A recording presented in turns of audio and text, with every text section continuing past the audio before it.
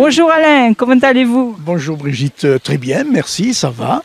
Alors aujourd'hui, visite guidée de Nant avec Alain. Alors Alain, qu'est-ce qu'il y a comme spécificité à Nant? C'est un joli village, mais vous connaissez tout.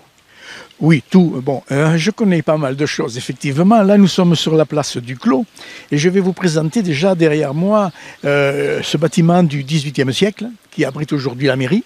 Et à côté, un bâtiment du XIVe qu'on appelle la halle, et de style Cossenard. Alors, c'est une halle, on va commencer par la halle, qui est construite au XIVe et qui est en tuf. Sa particularité, c'est le toit en lauzes. Elle est inscrite au monument historique, donc pas question de changer la couverture. Elle est en lauzes, c'est un peu le fleuron de notre place, de notre village. Et puis à côté, ce bâtiment de 1760, construit par Hérole des Angles, est là, et a été acheté par la mairie, c'était en 1912. Et la mairie a installé, la communauté a installé la mairie. Alors aujourd'hui, il y a la poste. L'office de tourisme intercommunal, je précise bien. Et là, nous sommes donc sur la place avec un bassin. Derrière nous, il y a une belle boule. Tout le monde me demande, c'est quoi cette boule?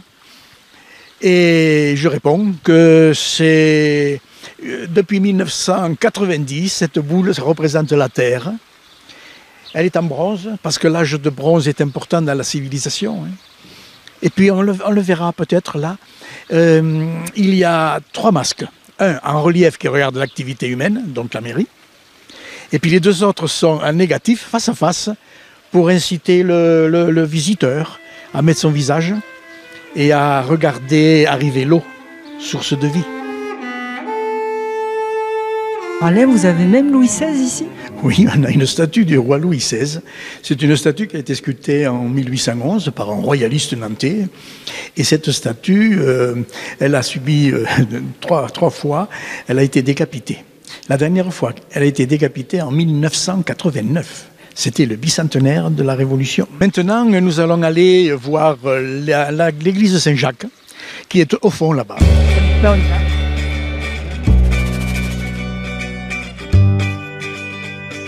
Ouais, alors là, vous voyez, Brigitte, nous sommes devant une vieille église, ancienne église de Saint-Jacques. Cette église de Saint-Jacques, construite au fin XIVe siècle. Et elle est là, c'était l'église de la paroisse de Nantes. Parce qu'à Nantes, il y a aussi une autre église, l'église de Saint-Pierre, mais qui était l'église pour les moines, l'église abbatiale. Alors cette église a été vendue en 1810 à un aubergiste qui est en face là d'ailleurs. Et cette église a été transformée en hangar agricole, coupée en 2 par un plancher, un escalier comme on peut voir, et puis à l'intérieur, eh bien, c'est un garage de voitures. C'est dommage, mais l'extérieur est très beau. Mais oui, mais c'est comme ça, c'est dommage.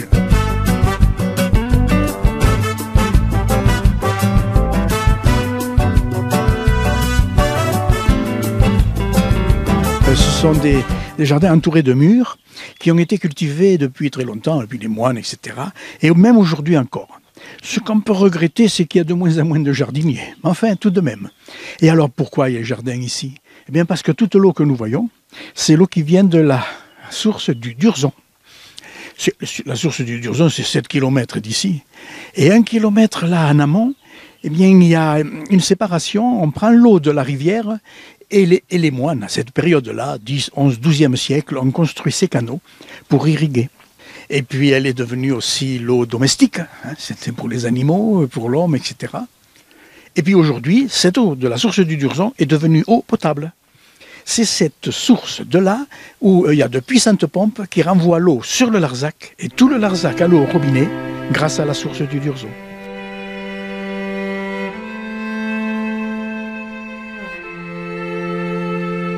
Brigitte, en face, regardez là-haut, c'est le roc nantais. Le roc nantais nous domine depuis des millions d'années à 800 mètres d'altitude.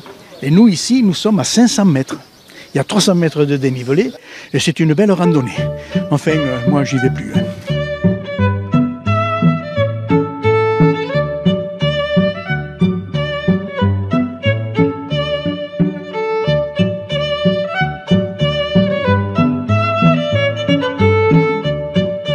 Derrière nous, c'est le presbytère, c'est là où habite monsieur le curé. Voilà.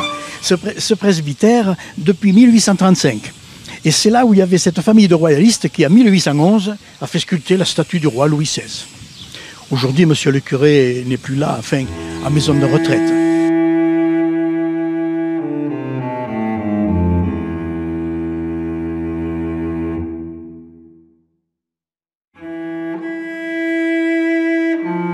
C'est un porche qui a été construit à partir de 1140-1150. Et la particularité, c'est qu'on voit apparaître les croisées d'ogives. Il y a 3 travées, la plus large correspond à la nef, et les deux côtés correspondent au bas-côté de l'église. Ici, c'était pour accueillir toute la population, pouvait venir s'y abriter, parce que c'était un porche ouvert. Et là, par contre, toujours fermé, parce qu'à l'intérieur, c'était l'église des moines, l'abbatiale. Rentrons dans l'église Saint-Pierre, cette église qui a été commencée par le chevet de 1070 à 1090, donc c'est la fin du XIe siècle. La nef, elle, c'est début XIIe siècle. La particularité ici, nous avons 5 types de voûtes de l'art roman. Je les cite, la voûte en cul de four, on a une coupole sur trompe, les voûtes en berceau. Au-dessus de la tribune haute, il y a une coupole sur pendentif. Et puis nous avons vu les croisées d'ogives. Il y a 120 colonnes, 120 chapiteaux.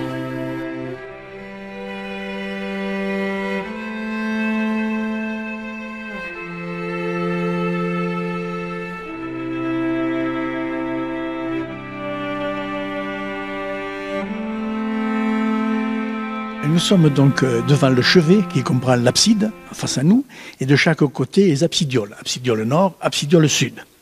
Et là, on a 3 vitraux. Ce sont des vitraux qui ont été posés en 1986 et dessinés par Jean Hugo, qui est l'arrière-petit-fils de Victor Hugo. C'est des œuvres d'art, quoi. Oui, voilà. Alors, ces cartons ont été offerts à la paroisse, qui a donné ces cartons à Maître Verrier à Avignon, réalisé le travail, et en 1982, ils ont été présentés à la population. Seulement, entre-temps, l'architecte des bâtiments de France a dit non, ces vitraux ne correspondent pas à l'édifice roman, ne les posez pas. Et ils n'ont pas été posés. Et Léopoldine Hugo, en 1986, demande à monsieur le curé de se marier ici, à condition que l'on pose les 3 vitraux de son père. Et ils ont été posés sans l'accord des bâtiments de France, en 1986. Voilà. Ben, tant pis pour eux, parce que c'est beau.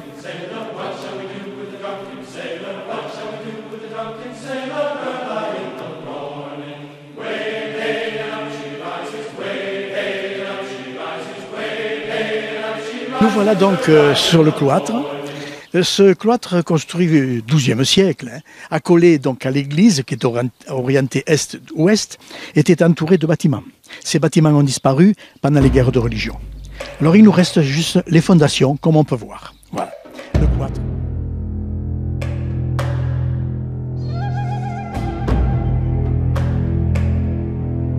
Le chevet, oui, c'est un chevet original.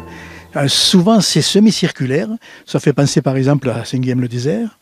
Tandis qu'ici, non, ce sont des pans coupés, comme on peut voir, avec beaucoup de sculptures. Des bandeaux inférieurs, des bandeaux supérieurs, beaucoup d'arcatures, tout en haut, et recouvert de lauzes. C'est la couverture d'ici, la lauze calcaire. Ce chevet entre 1070 et 1090.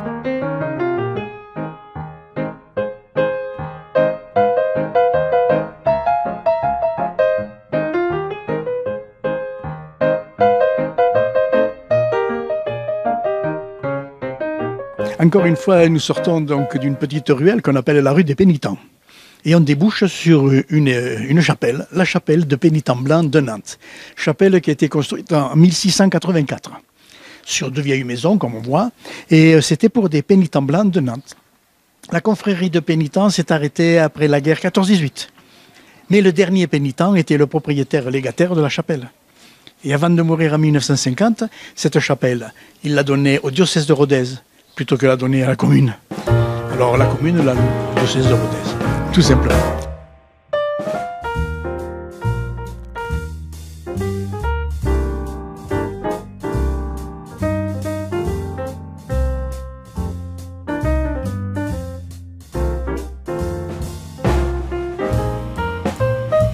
On est devant la chapelette. Bon, on l'appelle comme ça. C'est une chapelle qui a été construite en 1660. à la mémoire des catholiques qui ont été tués par les protestants ici même, sur ce terrain, et jetés dans la Dourbie. Alors on oublie ça, et elle a été restaurée en 1722, comme c'est écrit sur le pignon, 1722, et elle est dédiée à Marie. C'est une chapelle mariale. Là, je me rappelle, le gamin, il y avait toujours un plat à quête. Et des gens venaient se recueillir et jeter un sou. Et nous, avec un bâton, on essayait de récupérer le sou.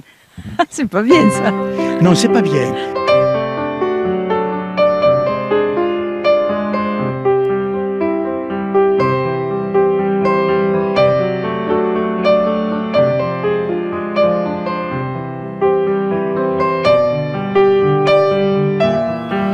On est au-dessus de la rivière la Dourbie. Et en face de nous, il y a le pont de la Prade. Ce pont de la Prade, 14e siècle, bon, en cours de rénovation aujourd'hui, il faut restaurer les parapets. Et alors donc, cette rivière prend sa source au Mont Aigoual. Parcourt 70 km pour aller se jeter à Millau, dans le Tarn. Juste à côté de la source de la Dourbie, il y a la source de l'Hérault. Et l'Hérault, lui, il a choisi la simplicité. Il descend de l'autre côté sur le versant méditerranéen. Ici, nous sommes sur une terrasse de tuf et il y a bien 20 mètres de dénivelé. Voilà. Et en face, ce qu'on appelle la Prade. Pour ça, le nom du pont, le pont de la Prade, les prés, comme on peut le voir. Beaucoup de pierres et comme on dit, de murs pour retenir la terre autrefois parce qu'il y avait de la vigne. Mais seulement la vigne, aujourd'hui, il n'y en a plus. Pourquoi? Parce qu'il faut la piocher à la main. Et on avait ici beaucoup d'eau, vous l'avez constaté avec les canaux des Vernèdes, et les agriculteurs 19e jusqu'à peu près milieu du 20e eh bien, faisaient pousser beaucoup d'herbes. Et cette herbe, ce foin, ce fourrage était descendu avec les chevaux ou des bœufs dans le Midi pour nourrir les troupeaux, pour nourrir les chevaux qui travaillaient les vignes dans le Midi. Et en conséquence, ils remontaient du vin. Voilà. Comme ça, c'est pour ça qu'ils ont abandonné, depuis 1880, le phylloxéra, ils ont abandonné de cultiver ces vignes. Eh bien, merci Alain de cette magnifique visite. Votre village est très très beau et il mérite vraiment qu'on vienne y faire un tour. Ben, merci, le plaisir est pour moi. J'aime bien présenter mon village parce que je suis natif de ce village-là. Et moi, je vous amène tout de suite à la chapelle des Pénitents.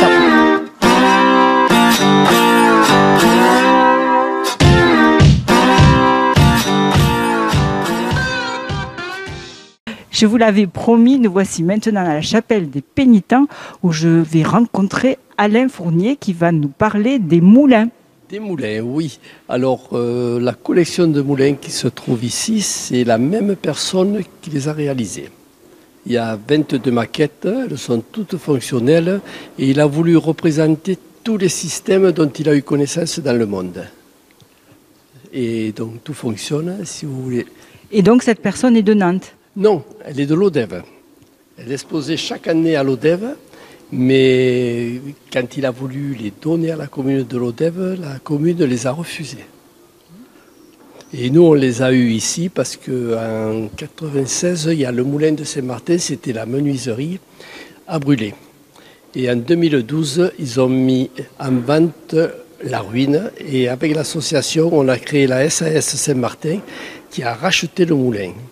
Et c'est à ce moment-là qu'on nous a dit, un monsieur à l'Odève qui a des maquettes. Mais moi, des maquettes, je pensais des petits trucs. Quand on est allé les voir et qu'on a vu, on a été surpris et c'est comme ça qu'elles ont atterri ici. Alors le système le plus original? Ah, système le plus... C'est difficile à dire là. Parce qu'ils sont tous... il y a toute l'évolution. Les premiers hommes entre deux pierres. Quand ils ont travaillé la pierre, après, ils ont fait les premières meules tournantes. Par contre, celle-ci, c'est une vraie meule. C'est une vraie meule qui a été utilisée déjà pour faire de la farine. Et qu'il a trouvée dans les vignes à l'Odève. Là, on a la meule, c'est la roue à auge. Donc, ce sont des baquets. L'eau arrive par en haut. Et la meule tourne avec la force de l'eau. Si j'arrête la pompe... Dès qu'il n'y a plus d'eau, elle s'arrête. C'est la force de l'eau. Là, c'est pareil. Alors, la rivière passe dessous. L'eau arrive par un canal. Elle tombe sur la roue et fait fonctionner la meule. Alors, les moulins qu'on avait ici à Nant fonctionnaient pratiquement tous avec ce genre de roue. Et dans la rue du Moulin en face, il y avait 6 meules qui tournaient. 5 pour la farine et 1 pour l'huile de noix et la filature. Il y en a combien maintenant qui marchent? Il n'y en a plus? Aucune. Tous les moulins, celui de la Mouline, il a été transformé et fait de l'électricité. Mais lui, c'était un moulin à martinet. Et le moulin de Saint-Martin, c'était aussi un moulin à martinet avant de devenir une menuiserie. Et là, c'est la 3e roue, la roue à aube, tout simplement, qui marche au fil de l'eau.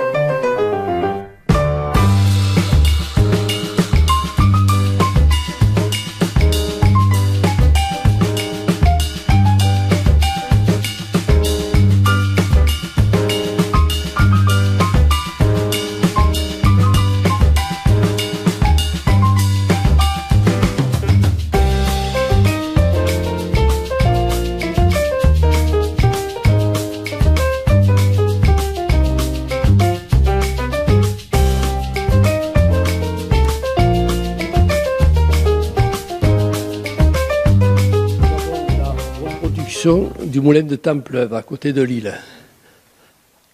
Donc là, c'est tous ces grands moulins dont on est dans les moulins avant, là. Ils pivotent pour être mis face au vent, mais alors c'est tout l'intérieur du bâtiment qui pivote. Et là, si on le met dehors, tout fonctionne à l'intérieur.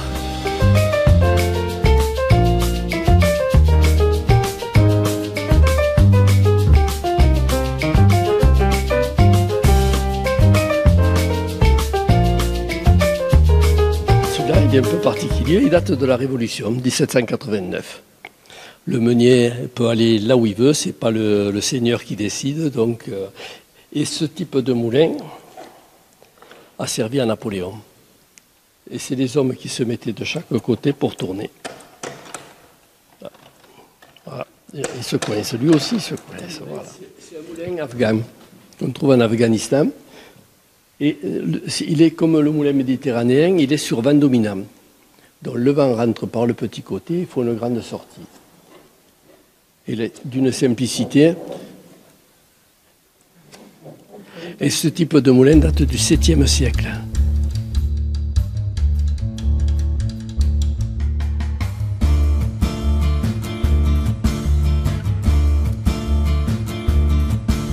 Particulier.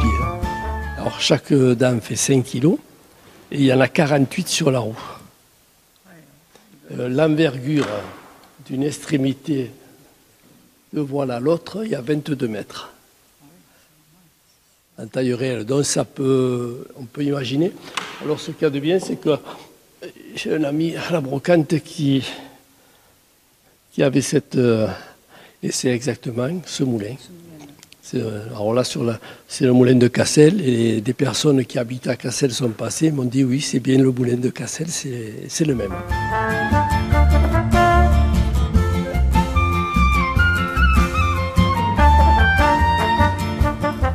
On le trouve en vente où? Uniquement ici? Ici, pour l'instant. Il est sorti hier de l'imprimerie. C'est tout neuf. C'est tout neuf.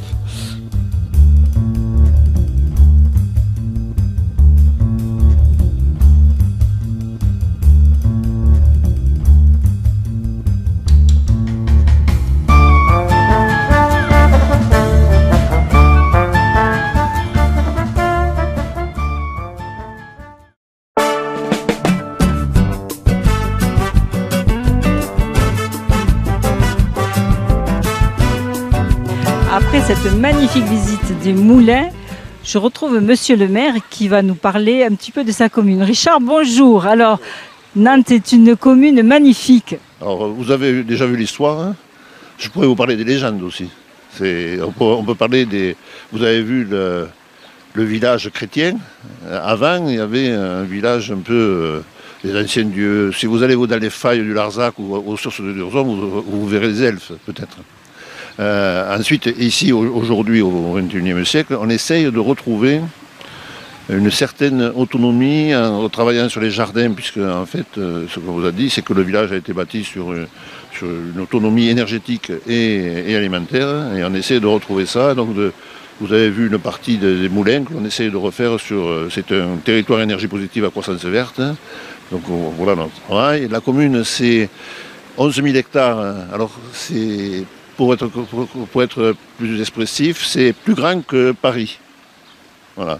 La commune est sur trois vallées, la Dourbie, le Trévezel et le Durzon surtout, et entre trois cosses, de l'Arzac, le Cosse Noir et le Cosmégon. Voilà. Combien d'habitants? 1000 habitants. On a passé 1000 habitants cette année. Voilà.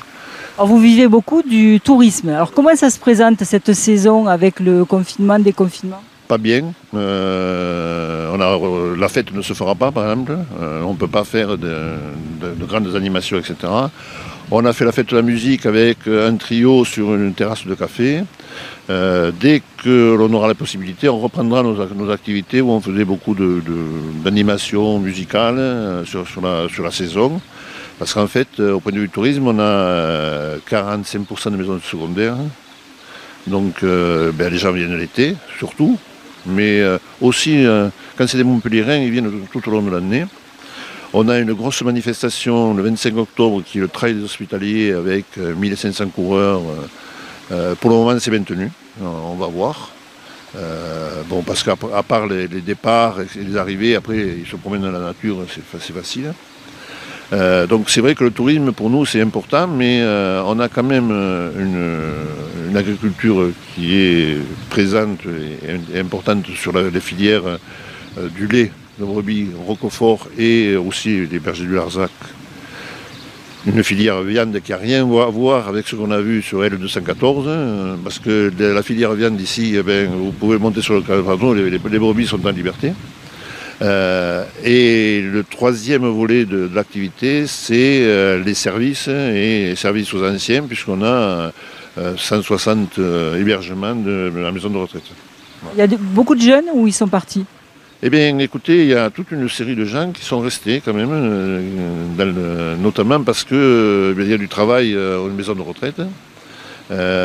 Donc on a des jeunes, on a 70 enfants à l'école. Pour le moment, comme la population augmente, alors aussi on a une population de jeunes retraités. Des gens qui achètent des maisons secondaires et qui prennent la retraite ici. J'en suis l'exemple. Voilà. Qui viennent se mettre au vert pour la troisième partie. C'est vrai qu'on a une vie quand même pendant le confinement, par exemple. Donc la préfecture m'a autorisé à garder le marché de suite. Il y avait 6 ou 7 vendeurs, mais qui étaient des producteurs, etc. Ce qui a permis quand même d'avoir un point de... On est loin de Millau quand même. Donc on a les commerces, on a tout ça. Donc sur ce plan-là, de l'approvisionnement, on n'a pas été impacté. La préfecture nous a autorisé aussi à aller dans les jardins, parce que les jardins qui n'étaient pas tenants aux maisons, on ne pouvait pas. Et nous, tous les jardins sont à l'extérieur du village. Donc c'est vrai que le confinement aujourd'hui, ici, c'est quand même pas à Paris. Et d'ailleurs, il y a une forte demande sur l'immobilier maintenant. Alors, quand on déambule, là on voit beaucoup d'artistes, poterie, dentelle, ça a l'air très artistique cette commune. Au fur et à mesure, il y a des gens qui viennent s'installer. Alors c'est un village ancien, mais ce n'est pas un village musée. C'est un village où vous voyez de tout, vous voyez un peu toute l'évolution depuis le XIIe siècle. Et donc ça, d'ailleurs, regardez, il y a des Montpelliérains viennent passer le week-end, passer une journée, etc. Et je trouve que c'est quand même, par rapport à un village historique où vous avez que des vendeurs, etc. Ici, c'est vraiment des gens qui sont venus s'installer, qui n'ont pas de gros revenus peut-être, mais qui ont trouvé un cadre pour vivre et justement proposer leur art, et qui est un art pas importé. Donc qu'est-ce qu'on dit aux touristes? Venez à Nantes, venez visiter Nantes si vous ne connaissez pas. Venez, mais il faut que ça reste à notre échelle. Voilà. On est l'été en double ou en triple. Il n'est pas question d'en faire plus, parce que l'intérêt c'est ça, c'est que vous faites 100 mètres, vous êtes dans la nature. Après cette magnifique visite de Nantes, je vous amène ici dans un petit coin de verdure absolument magnifique qui s'appelle Cantobre. Mais qui vois-je ici? Seb, notre ami Seb. Qu'est-ce que tu fais là, Seb? Ben, j'ai pris quelques jours pour profiter avant l'ouverture de mon restaurant. Et ben, venez, je vais vous présenter quelqu'un.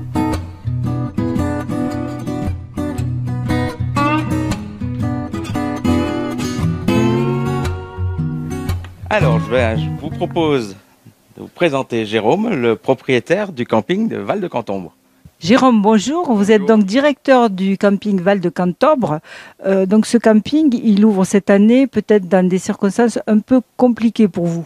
Tout à fait, tout à fait. C'est un peu, au début, on était fermé, on ne peut pas être ouvert, donc on a mis toutes les mesures en place, comme les protocoles sanitaires, donc la désinfection des mains à l'entrée du bâtiment, on a mis des autocollants au sol pour mettre la direction de l'essence. On préconise aussi les gens en arrivant, qu'est-ce que c'est possible. On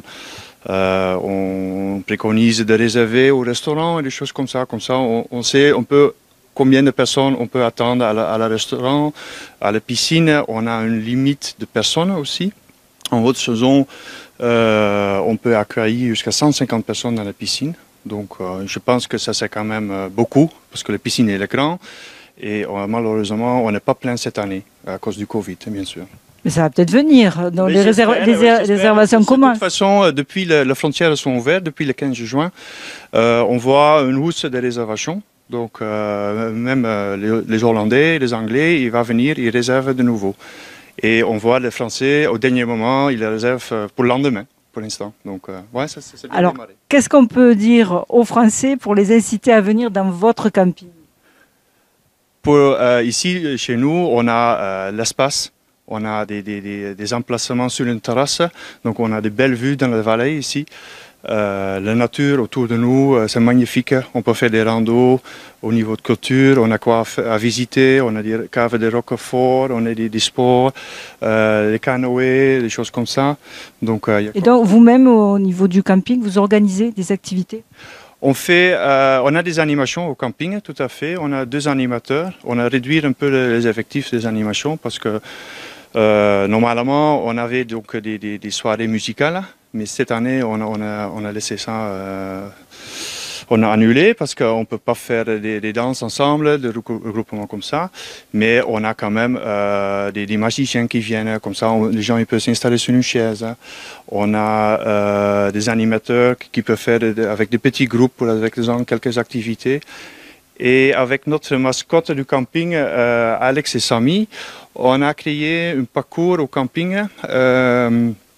Comme ça, les enfants jusqu'à 12 ans, ils peuvent faire des activités eux-mêmes, sans animateur. Donc, ils recevront un petit passeport. Et dans les poteaux au camping, il y a marqué une activité, ils peuvent faire eux-mêmes. En pleine sécurité, donc? Oui, bien sûr, avec les parents ou avec les autres. Et après, quand ils ont fini tout ça, ils viennent ici à l'accueil et on donne un petit cadeau. Alors, vous êtes ouvert jusqu'à quand, normalement? Peut-être ça sera étendu. Tout à fait. Donc, normalement, on est ouvert jusqu'à fin septembre et on a choisi de rester ouvert le plus longtemps possible cette année. Donc, là, on a dit jusqu'à vacances Toussaint d'être ouvert. Oui. On va faire une petite visite? Oui, super. Avec plaisir. Allez, on y va.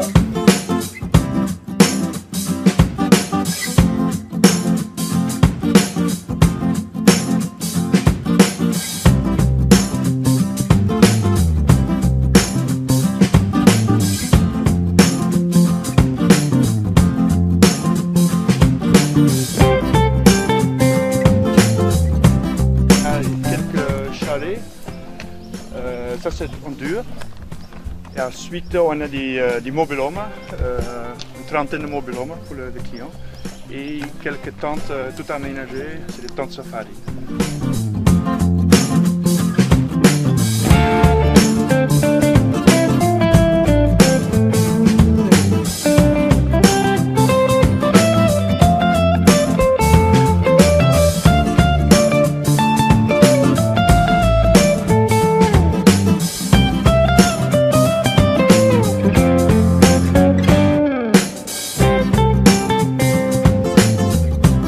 L'organisation elle a acheté ce camping.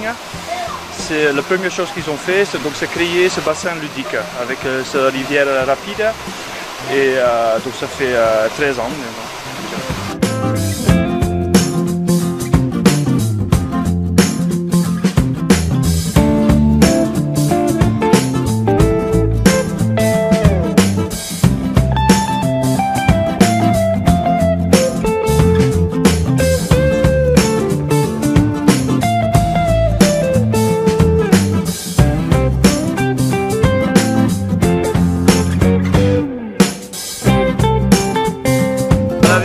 Donc on a 215 emplacements au camping, donc ça fait 215 familles, donc entre 700 et 800 personnes en été, donc ça fait un petit village quand même.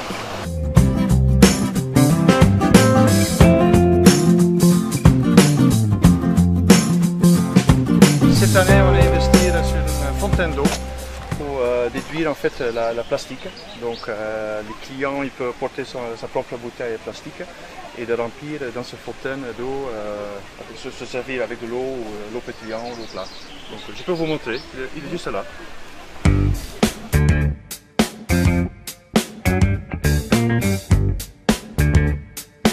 Ouais, en plus c'est de l'eau fraîche, hein. Ça c'est vraiment fraîche.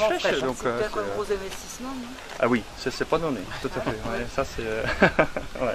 Comment ça se passe alors pour je peux vous montrer. Désinfection et... Tout à fait, donc on fait notre nettoyage régulièrement comme on a l'habitude et on renforce le plusieurs passages pour désinfecter le point de contact et pour rassurer les gens.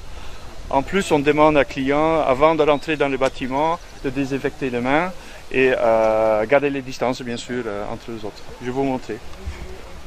L'avantage dans ce bâtiment, c'est vraiment un grand bâtiment, donc on a vraiment de la place. Donc le risque d'être proche à une autre, c'est minime.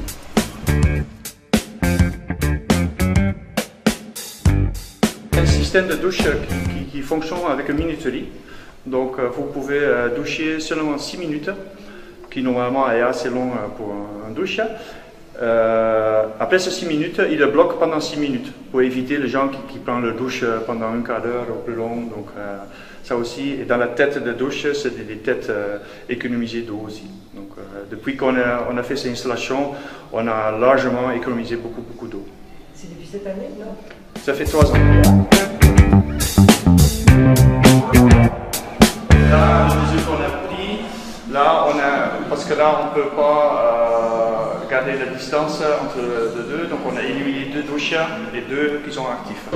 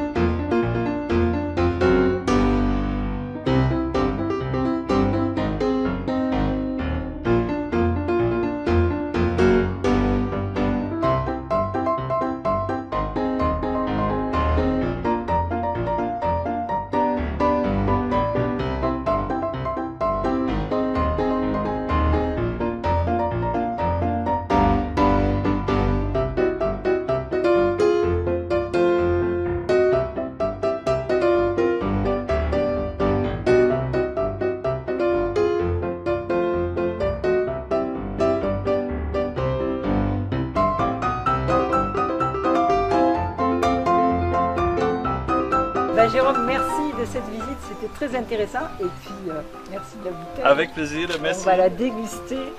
En pensant à vous. Au revoir. Moi, je vous laisse, je vais à la piscine. Au revoir.